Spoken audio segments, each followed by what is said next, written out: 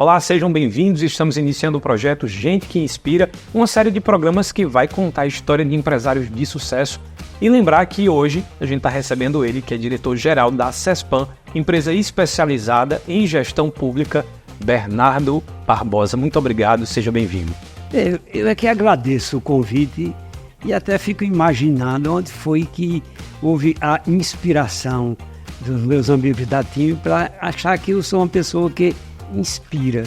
Eu, sinceramente, não acho que sou essa pessoa, mas conforme atendo o convite, eu faço com o maior prazer, até porque tem uma relação de muito respeito, de muita proximidade, de muita admiração das pessoas que fazem a TIM. Estas, sim, são pessoas que inspiram. Se estas pessoas que inspiram tanta gente no mundo da prestação de serviço acham que eu também sou uma pessoa que inspiro, eu vou descobrir hoje que inspiração é essa que levou-os a me convidar para esse bate-papo, né? E quem sabe, ao sair, eu não fico imaginando que eu fiz alguma coisa que possa inspirar alguém.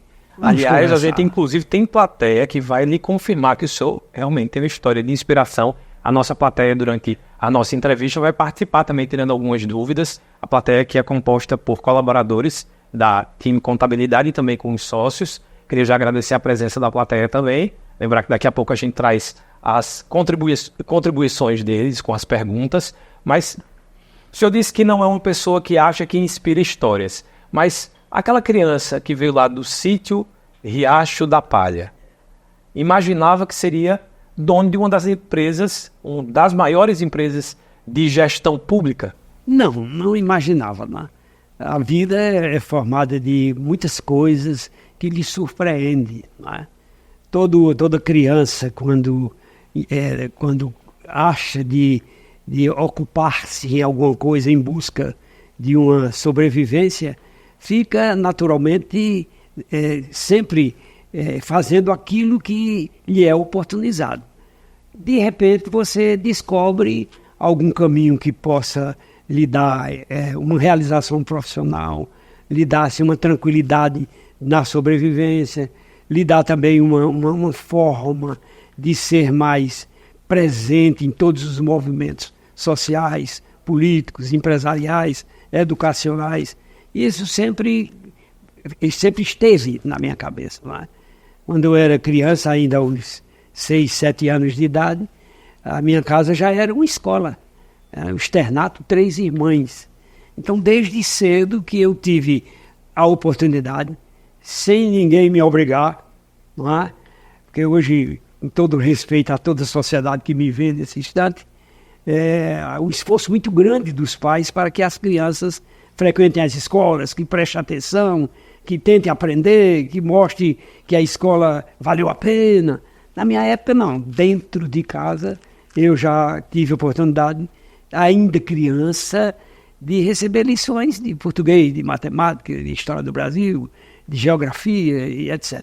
E outras matérias que, infelizmente, o Ministério da Educação tirou do programa, né? E isso, até como ex-professor, eu lamento que algumas matérias tenham sido extraídas do currículo do MEC. Então, desde cedo, vindo do distrito de Pau Santo é o primeiro distrito de Caruaru, e os sítios que rodeiam o primeiro distrito, entre estes sítios tem o sítio Riacho da Palha. Foi onde eu nasci. Cheguei em Caruaru com 4 anos de idade, depois fui morar na zona rural de São Caetano, no sítio Pé de Ladeira. Minha mãe teve 18 filhos, tá? Desses 18 só sobreviveram 10, até porque naquela época quem morava na zona rural se submetia a um tratamento na área de reprodução, na área de ginecologia, com as parteiras. Mamãe teve 18 filhos e nunca frequentou, morreu sem frequentar um escritório de um médico ginecologista. Então isso é um registro interessante. Foi para São Caetano, depois voltou para Caruaru, e nessa volta para Caruaru nós começamos a arranjar uma forma de sobrevivência. E ainda hoje é assim, quem quiser sobreviver, não é trabalho. Infelizmente a sociedade progrediu de tal forma que uma criança trabalhar hoje é crime. Não é? Os pais são chamados para... Aliás, explanando um pouco sobre essa questão da criança, Na minha época, a criança o senhor começou a trabalhar com que idade? Difícil de acreditar, mas tem gente viva que é testemunha. Aos 6 anos de idade, eu já trabalhava numa bodega vizinha de uma pequeníssima casa, que só cabia 3 pessoas e moravam 12. Eu arrumava as mercadorias de Natalício Menezes de Oliveira. Nunca esqueço desse nome, que ele é de São Joaquim do Monte. E ao final eu ganhava um pedaço de bolo, 2 ou 3 pães, um queijinho de coalho esverdeado, que hoje quando eu olho o gorgonzola, me lembro que o queijinho de coalho que eu... Já era gorgonzola. Que o queijo de coalho, quando estraga, começa a ficar verde. Então, com 6 anos de idade. E daí eu não parei mais, né? Porque aprendi com meus pais, não que eles induzissem a isso, uma questão da sobrevivência. Qualquer coisa que você traga para casa para alimentar a tropa é importante. Por isso que na minha casa, graças a Deus, os 10 que sobreviveram, todos eles foram trabalhadores e os que morreram ocupados e produzindo e sobrevivendo bem. Mas desde os 6 anos que eu trabalho. Aliás, para quem está assistindo a gente e acompanhando pela internet, eu queria que o senhor explicasse quais as áreas que o senhor trabalhou a partir dessa idade de 6 anos. Foram várias áreas, trabalhou com vendas, trabalhou com atendimento. Eu trabalhei vendendo bolo de goma, trabalhei entregando cocada na bodega de seu Djalma do Bonanza, inclusive, que está vivo aí. Trabalhei pegando frete na feira de Caruaru. Minha irmã casou e fui fazer a feira dela, ela me deu na época R$2.000. Eu digo, se minha irmã me deu R$2.000, eu vou pegar frete. Aí comecei a pegar frete na feira. Depois fui vender picolé. Em 1958, eu vendia picolé. Menino, comprar o picolé, DK1, DK-bom, DK-fé. E eu me lembro que era 58, porque era na época da seleção brasileira, e tinha a figura dos jogadores no palito de picolé, toda molhada. Não é essa figura hoje que a gente compra, tudo molhado. Me lembro que o jogador mais difícil de conseguir era Zagallo. Depois fui vender miudeza, subindo e descendo o Alto Pastoral, linha, fósforo, no mercado de farinha, degrauzinho que tiraram o degrau, descaracterizaram o mercado de farinha. Eu gritava, fósforo marca-olho, 3 R$2.000, papel de agulha longa, 10 tons. Então minha vida foi sempre trabalhando. Depois fui trabalhar numa camisaria para varrer, e no setor de embalagens. E se ele estiver me vendo, ele sabe disso. O balconista dessa camisaria, quando eu tinha 11 anos, era Zé Queiroz, que foi prefeito de Caruaru durante 3 mandatos. Não é? Zé Queiroz, então está aí vivo e presenciou tudo isso. Depois fui ser ajudante de alfaiate. Depois fui ser carpinteiro. Quase perdi a mão na carpintaria. O senhor tem até hoje uma sequela aqui no dedo midinho, né? Nos 3 dedos. Agora esse ficou sem chegar no lugar certo. Mas eu ganhei um cotonete. Tá tudo bem, tudo tranquilo. Quando eu digo eu ganhei um cotonete, eu queria te dar uma mensagem. Todas as pessoas que trabalham, eu não digo as crianças que trabalham, que eu não vou me apresentar contra uma política defendida pelo Ministério da Educação. Mas todas as pessoas que trabalham deviam entender que o problema que surge sobre qualquer matiz é o início de uma solução para a sua vida. Quer dizer, quem quer vencer, não é que eu queira mostrar-me como vencedor, posso até inspirar em alguma coisa. Quem quer vencer não recua quando os problemas surgem. E que problemas? Seja quais forem. Na relação familiar, na relação amorosa, na relação profissional. Não é? Muitas vezes você está dentro de uma empresa e é exortado ou observado para mudar procedimento. Não precisa de irritação. Estude o propósito daquela mudança e você vai encontrar as razões que fizeram com que a empresa definisse aquilo. Quer dizer, não arrefecer, não desanimar quando surgem os problemas. Foi isso minha metodologia de vida. Quando eu cortei minha mão, arranjaram para eu ser diarista da prefeitura de Caruaru. Diarista da prefeitura. E eu que gostava de estudar, terminei indo para a contabilidade. e dá conta. Mas antes disso, eu estudando sua história, me corrija se eu estiver errado, teve um fator aí que o senhor precisou ser demitido para conseguir ter outros rumos. Ah, claro. Que está bem dentro disso, de você pegar a história, de pegar o limão e fazer uma limonada. Claro, tem histórias, inclusive, incontáveis, né? Que a gente, respeitando, inclusive, as pessoas que terão acesso àquilo que eu estou falando, não é? Sempre que você interromper uma atividade, faça em busca de outra, e nunca para ficar sem fazer nada. Em busca de outra. E quando eu já tinha 17 anos, fui ser diarista da Prefeitura de Caruaru, no tempo de Drayton Nejaim, né? E respeitando seu vínculo familiar. Um dos secretários se chamava Edécio Francisco de Melo, que é meu bisavô de Tony Maciel. E depois eu fui para a contabilidade e comecei varrendo a contabilidade, e permita-me, aí não é inspiração não, minha gente.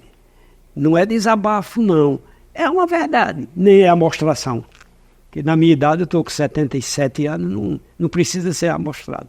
Eu cheguei varrendo a contabilidade da Prefeitura de Caruaru. Terminei secretário da Fazenda durante 10 anos. Toda Caruaru sabe disso. Eu fui secretário da Fazenda de José Queiroz, fui secretário da Fazenda do João Lira Neto, e tive que me desligar para mostrar-me ao mundo enquanto profissional. Então, depois da prefeitura, eu fiz concurso.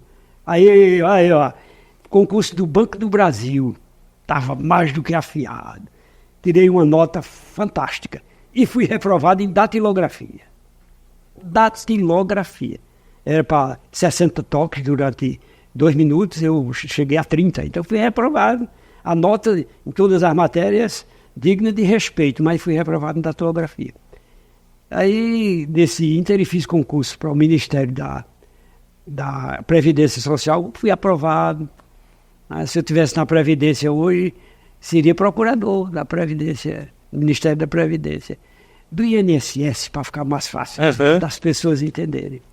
E, na mesma época, fiz concurso no Estado, na Secretaria do Interior e Justiça, que era quem comandava a questão dos juízes, promotores, tudo aquilo que está no universo da justiça.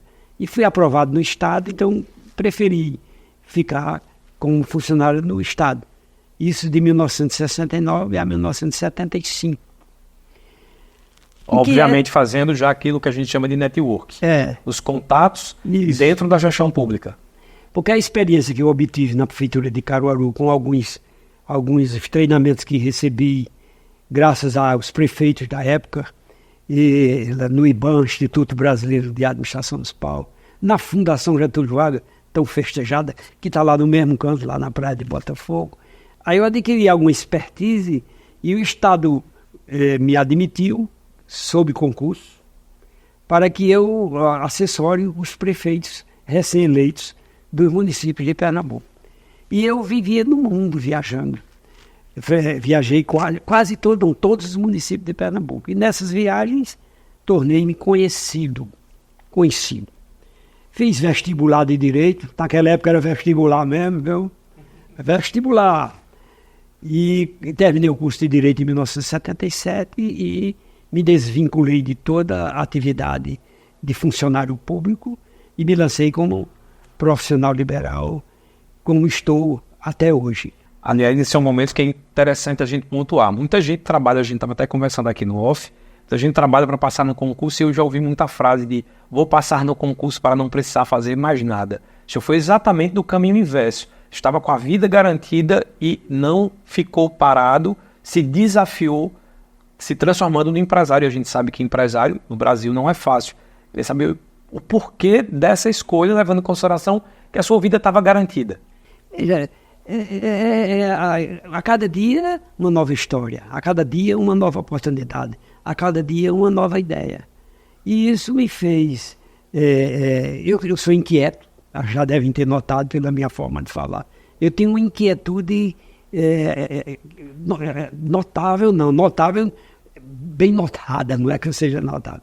Eu sou inquieto.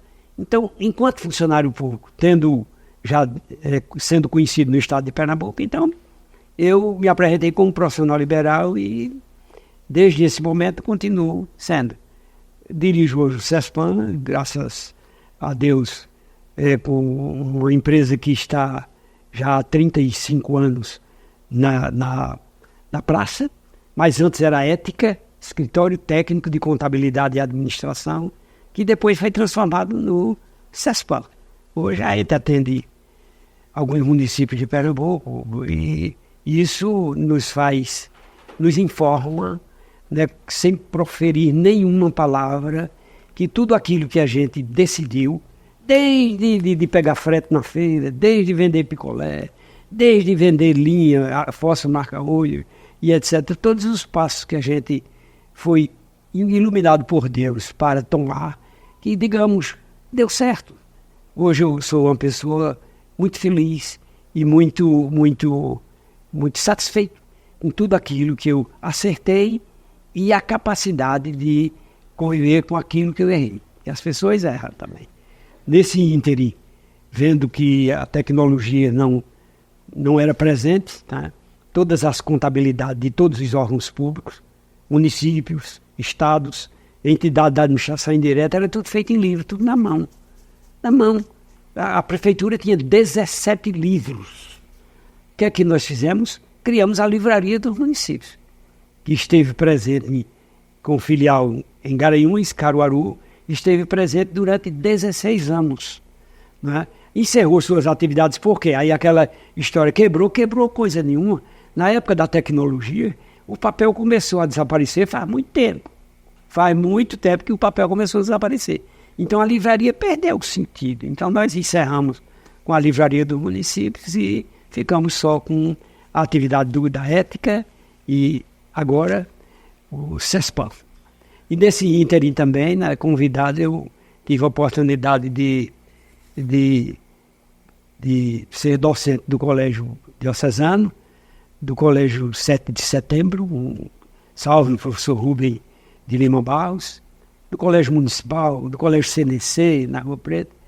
E com essa vivência em sala de aula, eu também tive a oportunidade de, durante 9 anos seguidos, ser docente da Universidade de Pernambuco, no núcleo de pós-graduação em gerenciamento de cidades.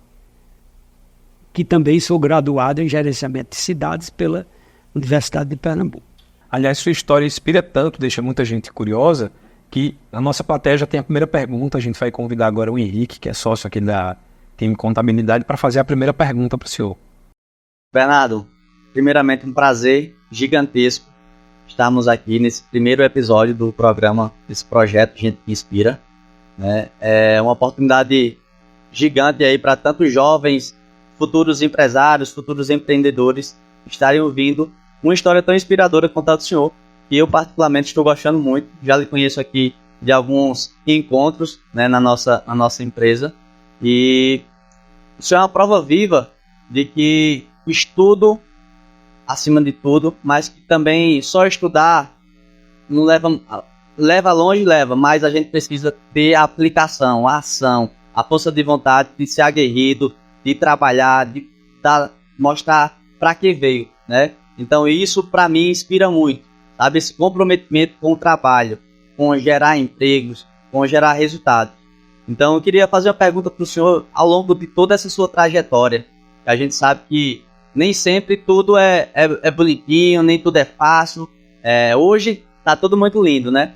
Mas diante de toda essa sua trajetória, qual foi a fase mais difícil que o senhor chegou a enfrentar? Nessa fase mais complicada, o senhor chegou a desistir? E que o senhor se apoiou nessa época? Teve uma época que eu enfrentei grandes dificuldades. Quando, para assumir lá o cargo na Secretaria do Interior e Justiça, que era cargo de assistente técnico administrativo, eu ia e voltava todo dia, de Recife para Caruaru.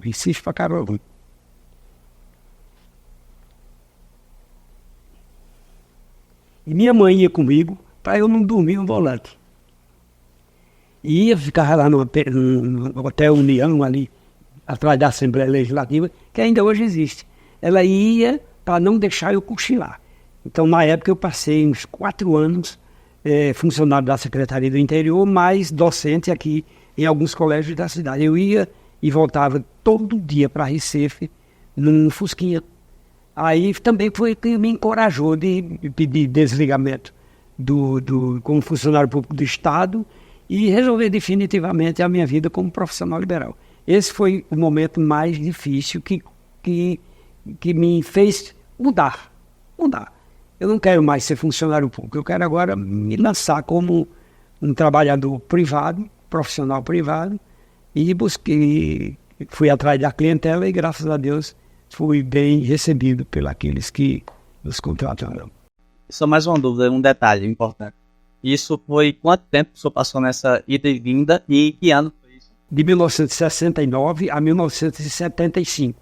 Eu ia e voltava todos os dias úteis para o Recife em função dos compromissos aqui nos colégios da cidade. Só lembrando que, para quem não sabe também, eu tenho algumas irmãs que são professoras, tem uma irmã artista muito conhecida que é a Prazeres Barbosa, também professora.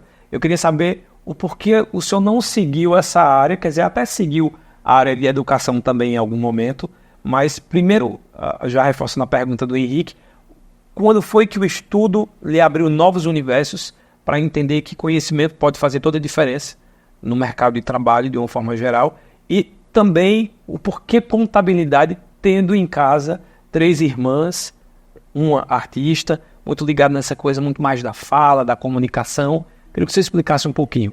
Por que contabilidade? Eu quando fui ser funcionário público, mesmo numa relação muito precária, diarista é aquele que está fazendo, se não fizer direito, a prefeitura afasta. Naquela época era muito mais fácil, hoje é cheio de sindicato, etc. Tal.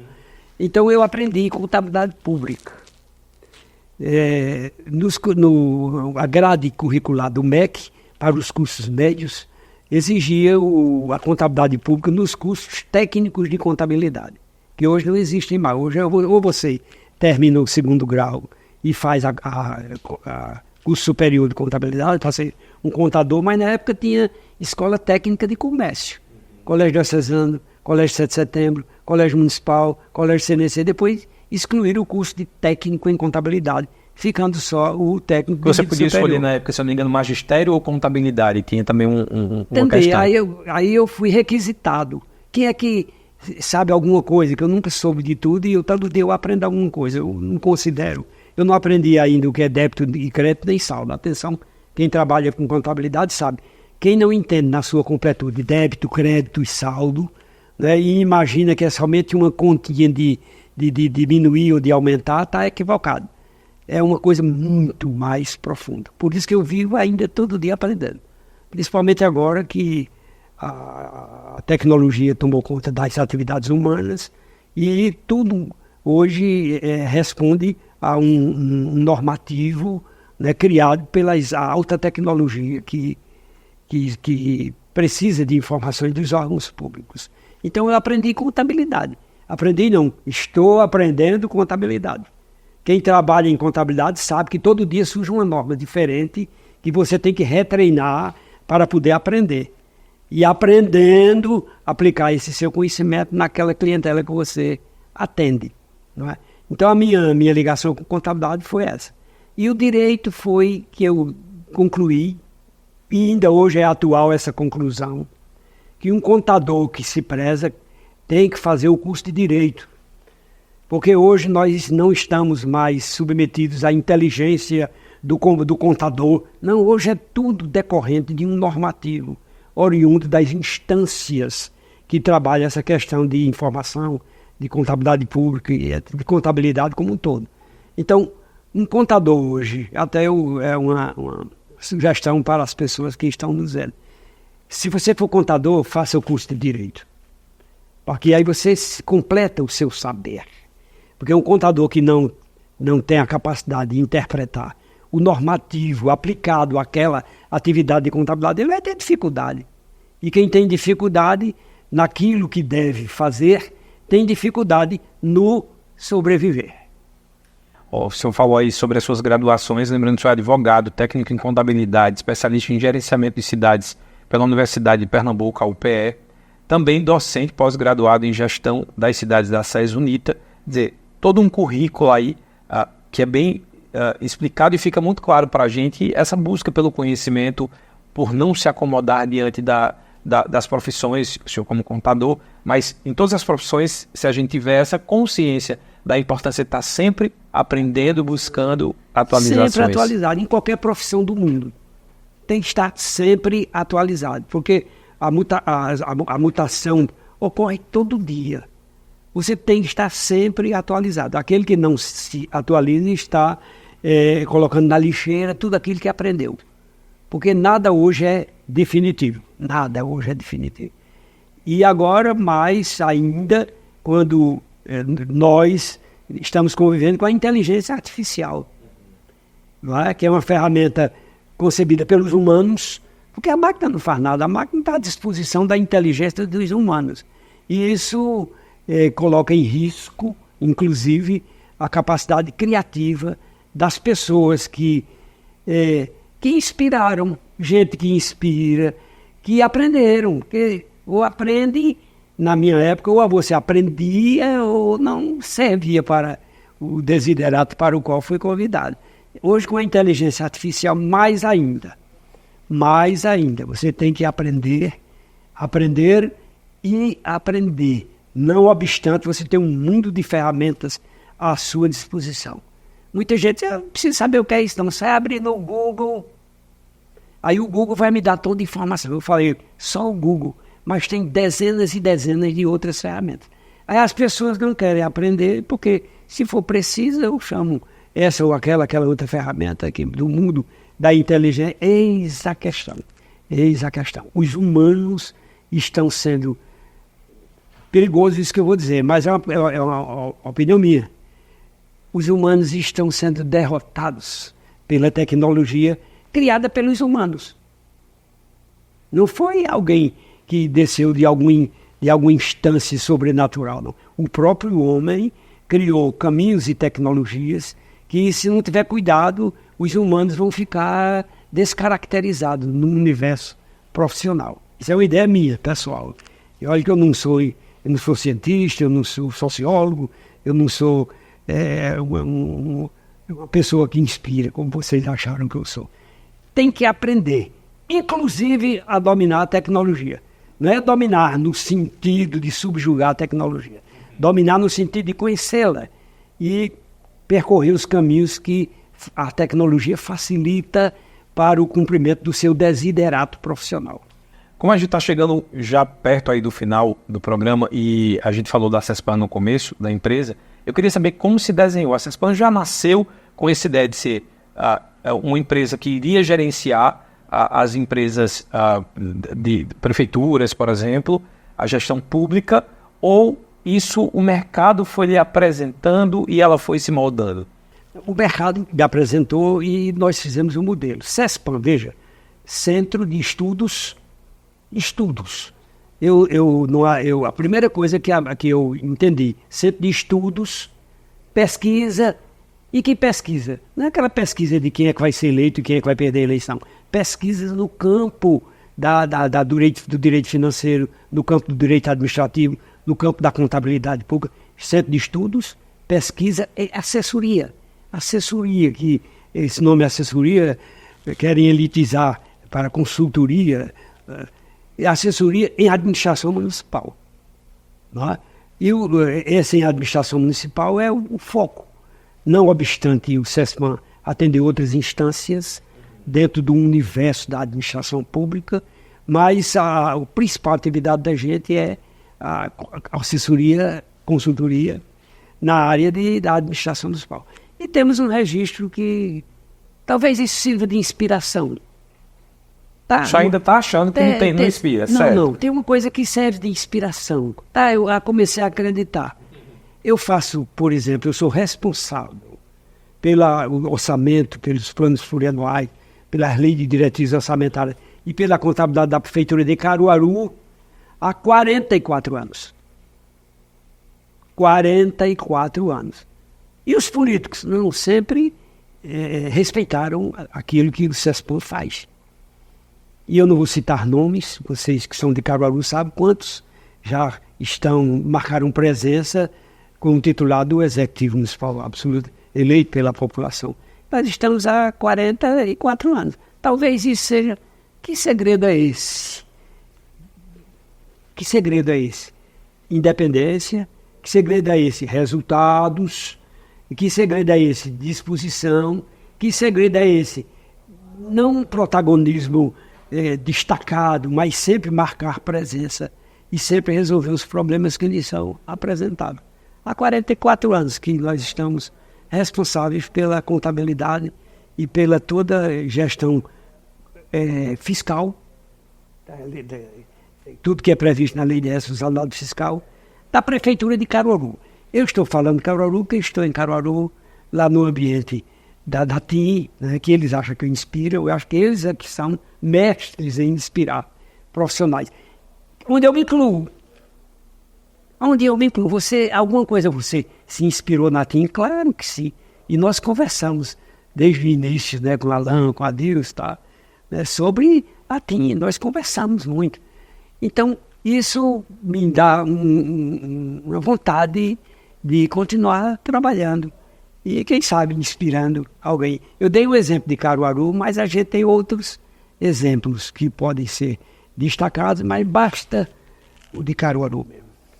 Para a segunda pergunta agora, de uma colaboradora aqui da time Contabilidade, diga seu nome e a pergunta. Meu nome é Cássia, sou colaboradora da TIM, e teria curiosidade em saber, se o tempo voltasse, o senhor teria coragem de fazer novamente tudo o que fez para se tornar empresário? Sem dúvida, tudo que eu fiz, que acho que ainda não fiz, eu estou fazendo ainda. Só diga a ela, quanto tempo o senhor não tem férias? Nunca gozei férias. 70 anos. Nunca. E tem um privilégio que agora eu perdi a batalha, né? As pessoas dizem, parece mentira, mas não é mentira. Parece, mas não é. Eu estou, durante esse tempo todo, dando expediente e nunca faltei um único expediente porque estava doente. Vê que privilégio. Quando eu digo agora, porque todo mundo sabe que me conhece, que eu vou fazer uma cirurgia, etc. Tal, mas eu nunca faltei um expediente. Nunca tirei férias. Parece mentira, mas quem me conhece sabe que isso é verdade. Eu não viria para mostrar-me como um humano que inspira para falar uma mentira. Eu nunca tirei férias. Então, reforçando o que ela disse, o senhor não se arrepende e faria de tudo? Nada, absolutamente nada. Faria tudo. Como eu contabilizei alguns pequenos erros, eu repetiria tudo de novo, consertando os pequenos erros, né? Sabendo que é impossível você repetir trajetórias em função da mudança cultural, mudança profissional, em função de um mundo de mudanças que acontecem e passam-nos desapercebidas. Essas mudanças não mais autorizariam fazer a mesma coisa. Faria com os mesmos caminhos, mas utilizando metodologias diferentes. Mas não me arrependo de nada. Agora a gente vai trazer mais uma participação da plateia. Quem vai participar com a gente trazendo uma pergunta é o Josinaldo, que é sócio da time Contabilidade. Então faz a pergunta. Professor Bernardo, agradecer a sua presença. É muito gratificante ouvir sua história de vida. Com certeza é uma inspiração. E eu gostaria de você comentasse em que momento foi que você percebeu, vamos dizer assim, a virada de chave de você sair de ser funcionário público para realmente querer e ver que conseguiria montar uma empresa de sucesso. Veja, antes de você dar o passo inicial, em qualquer atividade humana, até no amor, não é? Você só alimenta o amor quando você é tomado pela simpatia daquela pessoa. Você tem que fazer um estudo dos resultados e daquela atitude que você vai tomar. Aquela decisão, não é a atitude, daquela decisão que você vai tomar. O mercado, ele é dinâmico, instável e surpreendente. Então, o momento que eu resolvi me desligar do governo do Estado para o exercício da profissão liberal, da contabilidade e depois do direito. Eu não disse até agora, mas eu também fui advogado durante uns 4 anos, porque eu tinha uma paixão, eu tinha uma paixão especialíssima pelo direito penal. Fiz alguns júris pelo interior do estado e depois fui afastado da prática do advogado penalista por alguns episódios típicos da cultura nordestina. Agora melhorou? Não, piorou. Agora piorou. Você, no exercício de uma atividade profissional, quando você percebe que você está a perigo, o que é que você faz? Você afasta. Então eu me afastei do exercício de advogado na área penal exatamente por conta dessa possibilidade. Agora, próprio de você mudar de caminho e decidir a respeito de sua vida, passa por um estudo cuidadoso dentro da ótica que você enxerga. O que é dentro da ótica que você enxerga? Nunca mude de atividade com base num conselho que alguém lhe deu. Mude a atividade naquilo que você achou que deve mudar. Porque quando você muda com essa concepção, na hora que você mudou, você já se apresenta como uma nova vida. Nova vida, inclusive profissional. Mudou, então você não aconselhado por ninguém. Conselho é muito bom, agora tem que ser muito analisado. Porque geralmente o conselho quase sempre é gesto de carinho. E gesto de carinho dá leveza momentânea. Não é? Mude quando você achar que deve mudar, com base naquele prognóstico, naquele estudo que você fez a respeito de sua nova atividade. Vamos para mais uma pergunta da plateia. Pedir para dizer o nome e a pergunta. Olá, sou Bernardo, eu me chamo Letícia. Agradeço a oportunidade de escutar essa história, que realmente inspira muito. Diante disso, eu gostaria de saber qual a mensagem que o senhor deseja deixar para quem quer começar a empreender. Eu agradeço a pergunta, até porque eu tenho feito também essa reflexão. Eu tenho filhos, tenho netos, sou casado há 50 e eu convivo com a minha mulher 55 anos, sou casado há 50 anos. Tenho genros, noras, filhos, netos. Então, tudo isso nos leva a uma vida de reflexão. E nessa vida de reflexão, você tem a capacidade de dar conselhos. Porque eu tenho 3 filhos, inclusive um que nossos amigos da TIM conhecem bem, porque coabitam no mesmo espaço físico. Não é?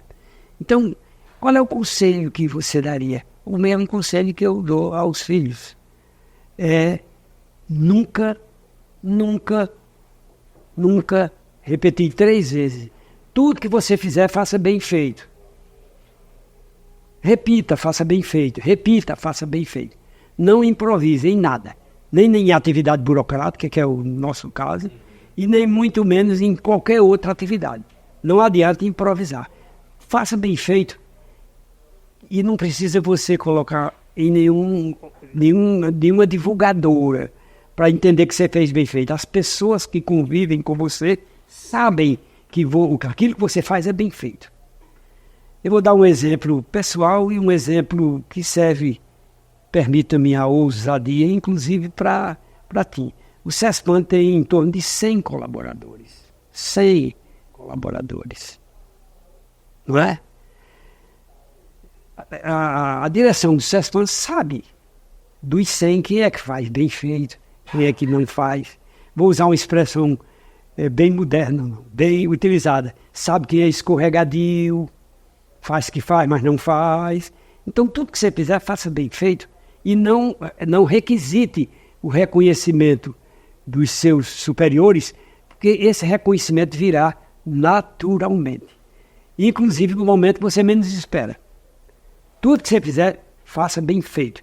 E se tiver dúvida de que não está bem feito, aí sim, estude, se aprofunde, pergunte por que não. Pergunte ao seu companheiro, pergunte às pessoas que você acha que deve perguntar. Agora, tudo que fizer, faça bem feito. O que garante a sobrevivência das empresas é esse prestígio. Tudo que você fizer, faça bem feito. E, principalmente, aquilo que você está fazendo tem que gerar resultados. Gerar resultados. Eu vou dar um exemplo. Todo mundo que trabalha com contabilidade faz a prestação de contas. Que na linguagem da contabilidade privada é o balanço anual. E os anexos que o acompanham. E as notas explicativas que o acompanham. Não é? Quando uma instância fiscalizadora ou observadora conclui que o balanço está errado, conclui que a prestação de conta não está dentro dos conformes, então tudo que fizer, faça bem feito. Modéstia à parte, a minha vida foi sempre com isso na cabeça. Tudo que você fizer, faça bem feito e não cobre o reconhecimento de ninguém, porque o reconhecimento existirá sem você mover uma única palha, sem pronunciar uma única palavra. As pessoas que trabalham com você vão saber, mas fulano aquele que ele só faz as coisas impecáveis. Eu espero ter respondido. Vamos para mais uma pergunta, é isso? Sr. Bernardo, queria agradecer por estar aprendendo um pouco com a sua história e queria saber, na sua trajetória, qual foi o momento mais importante, mais especial que o senhor considera? O momento mais importante e mais especial, que eu me refiro a ele todos os dias, pela manhã ao acordar e à noite a dormir, estar vivo, aí viu, não é só isso, estar vivo e compreender a importância da vida. Esse é o momento mais especial, eu diria especialíssimo, você estar vivo e compreender a importância da vida. Porque qualquer resposta que esteja dentro do segmento profissional, você está prejudicado se você não gostar de viver. Você tem que gostar de viver. A vida é o principal presente que Deus nos deu. E com ela você é capaz de fazer tudo bem feito. Basta você decidir. Então, o momento mais importante da minha vida, ele se repete 2 vezes por dia. É estar vivo. É o momento mais importante. É estar vivo. Só se você considera estar vivo importante, todos os seus momentos são importantes. As 24 horas são importantes. Porque em todos aqueles momentos você tem a vida, que é o evento mais importante. Que muita gente, inclusive, respeitosamente, que isso não sirva de inspiração, não cuida bem e coloca a vida fora em razão de vícios, em razão de procedimentos inadequados, em razão de defeitos morais, em razão de coisas que não levam ou não alimentam nada no que nós entendemos de vida. Vamos para outra pergunta. Agora eu vou convidar o sócio da TIC Contabilidade, o Alan, para fazer essa outra pergunta. Antônio, obrigado pela presença. Bernardo, muita alegria e satisfação o senhor ter aceito esse nosso humilde convite. O senhor fala que me inspira, mas tudo que o senhor falou aí foi para inspirar todos. E eu acho que agora, para finalizar, já tomando muito seu tempo, Bernardo, nessa sua trajetória, não mais na parte pública, mas na parte privada, empresarial, qual foi a situação mais difícil, a decisão mais difícil que o senhor teve que tomar?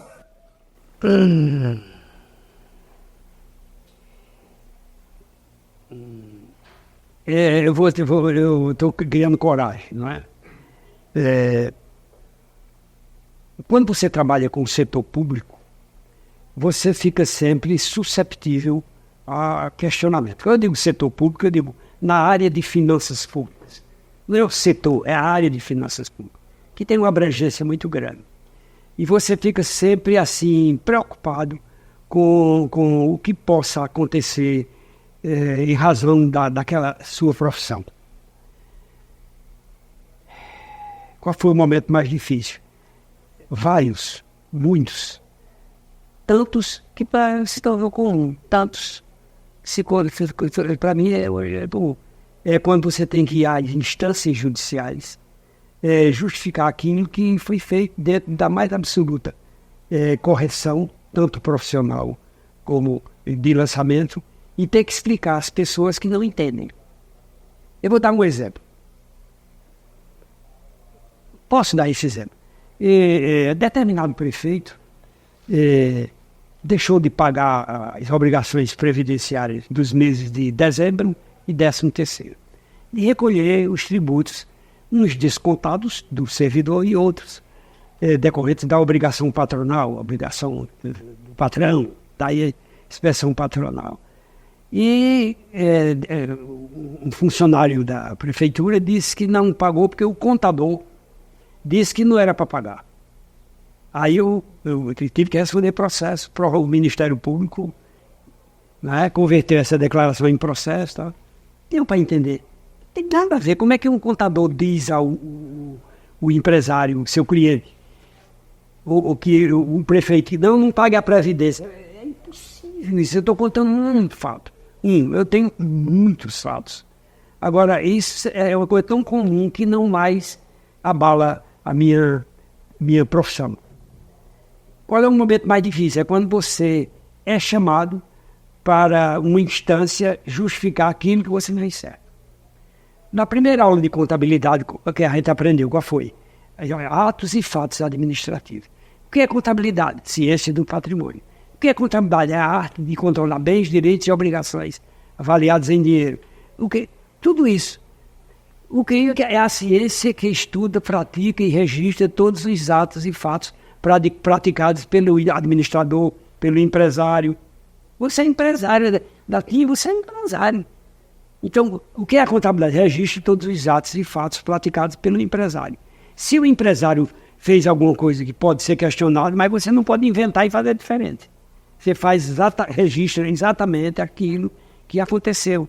Mas as instâncias quase sempre não possuem humanos capazes de entender isso. Então, por qualquer motivo, você é chamado para esclarecer a uma instância fiscalizadora aquilo que aconteceu dentro do universo do cliente que você assiste. No meu caso, as prefeituras e as câmaras e as entidades da administração indireta vinculadas ao poder público municipal. Para a gente chegar ao finalzinho, eu acho que muita gente aqui ficou realmente tocado com a sua história, por mais que eu diga que não inspira. Existem estudiosos aí que falam, não dizem ao certo qual seria o percentual, a porcentagem correta, mas que a inspiração ela tem a ver também com a transpiração, e isso seria a receita do sucesso. Se há 70 anos o senhor está sem férias, o senhor transpirou bastante. Então, já tem que aceitar que está inspirando a vida de outras pessoas, e isso é fato. Só essa informação, nem são os estudiosos que estão falando, aí não é Tony Maciel, nem ninguém da plateia, mas todas as pessoas que estudam falam da importância da transpiração, do colocar em prática no dia a dia. E uma outra coisa, muita gente perguntou e pediu que o senhor dissesse uma mensagem para quem está começando. Eu queria fazer o caminho inverso. Eu queria que Bernardo Lima Barbosa dissesse àquela criança lá de Lagoa de Riacho da Palha, hoje, o que ele aprendeu com a vida. Então manda faça de conta aqui que ele está nessa câmera e é o momento que o senhor tem de falar com o seu passado. Então, meu caríssimo Bernardo, de 4 anos, do sítio em Riacho da Palha, procure saber que enquanto vida você tiver, você tem que ser útil. E para ser útil, você tem uma escolha multidiversificada. Trabalhar, ser útil e ser honrado. Honrado. Numa linguagem assim, do sítio Riacho da Palha, de passando, ter vergonha de praticar a decência, a honradez, não compactuar com mentira, não ter, na verdade, o principal insumo incentivador das coisas. Pois cresça, estude, se dedique, dispute e chegue aonde eu cheguei. Que eu estou muito satisfeito com você. Eu estou muito satisfeito com você. Tá? Então, em nome de toda a equipe do Time Contabilidade, eu quero agradecer pela sua presença. Dizer que esse programa agora vai ficar para a eternidade, porque a gente está nas redes sociais, está aí para o YouTube, para todas as mídias. A qualquer momento as pessoas podem ouvir a sua história e se inspirar. Já queria agradecer mais uma vez pela disponibilidade, pelo seu tempo e pela lição de vida que a gente tem de inspiração. Eu agradeço ter sido convidado e peço desculpas às pessoas que terão oportunidade de assistir esse vídeo por algum exagero. É normal no ser humano e eu sou humano. Isso, algum exagero pode até incitar uma interpretação diferente daquilo que a gente quis dizer. Mas, com algum perdão desses exageros, eu agradeço o convite de participar com vocês e que vocês entenderem que eu sou uma pessoa que inspira. Mas eu vou sair daqui assim, como diria o ex-governador Agamenon Magalhães, utilizava uma expressão que ninguém até hoje soube interpretar. Eu vou sair daqui pitateado de embórfias. Numa linguagem de pau santo, no Riacho da Palha, vou sair daqui metido a besta. Agradecer para você que acompanhou esse programa até o final. Lembrar que o Gente que Inspira é um projeto que conta a história de empresários e empresárias de sucesso. E no próximo episódio teremos mais uma história para inspirar vocês. Mais uma vez, reforçar, compartilha, curte, coloca lá no grupo da família para que as pessoas tenham acesso a essa história que inspira. Até o próximo.